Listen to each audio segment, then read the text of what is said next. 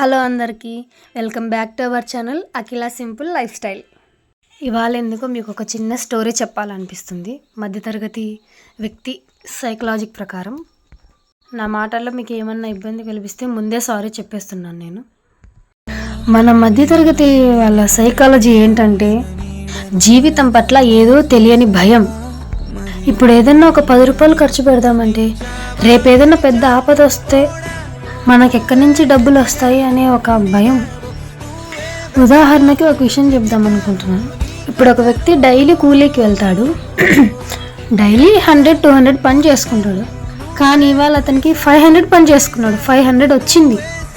అరే 500 వచ్చింది కదా, ఇవాళ మంచిగా బిర్యానీ తెచ్చుకొని కడుపు నిండా తిందాము అని వాడికి అనిపిస్తుంది.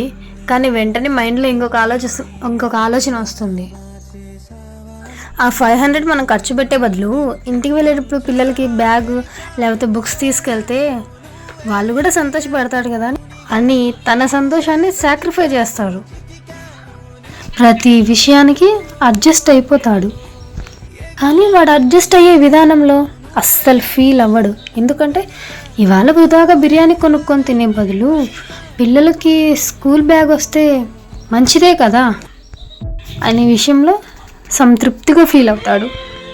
మన మధ్యతరగతి వాళ్ళకి కోట్లు సంపాదిద్దామన్న ఆశ ఉండదు, కోట్లు ఖర్చు పెడదామన్న ఆతృత ఉండదు. ఇప్పటికీ చాలామంది మిడిల్ క్లాస్ పేరెంట్స్ అలాగే అడ్జస్ట్ అవుతూ ఉన్నారు. ఇంకా వీడియో సంగతి ఏంటంటే ఇవాళ నేను రాగి సంగటి విత్ నంజుడు కారం చేస్తున్నాను. అది ఎలాగో చెప్తాను. రాగి సంగటి అందరూ చేసుకుంటూ ఉంటారు రెగ్యులర్గా, సో అందరికీ తెలిసిన విషయమే. ఇప్పుడు నంజుడు కారం గురించి తెలుసుకుందాం. నాకు తెలిసి ఈ జనరేషన్ వాళ్ళు ఎవరికి ఈ విషయం తెలియదు అనుకుంటా. నంజుడు కారం అంటేనే అవునా అదేం విచిత్రం అంటే అంటారు అనుకుంటా. అవునా కాదా? ఇంట్లో అమ్మమ్మ నాన్నమ్మ ఉండే వాళ్ళకైతే డెఫినెట్గా ఈ వంట గురించి తెలిసింది. పెద్దగా నాకు కాకపోయినా చిన్నప్పుడు ఖచ్చితంగా తినే ఉంటారు.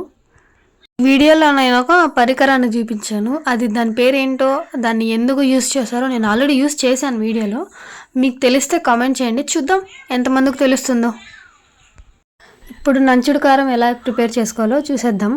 తెలిసిన వాళ్ళకి కాదండి ఈ వీడియో, నంచుడు కారం అంటే తెలియని వాళ్ళకి మాత్రమే చెప్తున్నాను నేను. ఫస్ట్ ఒక 1/2 అవర్ ముందే చింతపండు నానబెట్టి పక్కన పెట్టేసుకోవాలి. తర్వాత స్టవ్ ప్యాన్ పెట్టుకొని సిమ్లో పెట్టేసుకొని గ్యాస్, కొంచెం జీలకర్ర మీ టేస్ట్కి తగ్గట్టు ఎండుమిర్చి లైట్గా ఒక 2 మినిట్స్ వేయించేసుకొని పక్కన పెట్టుకోవాలి. ఇప్పుడు వెల్లుల్లి రెబ్బలు తీసుకోవాలి.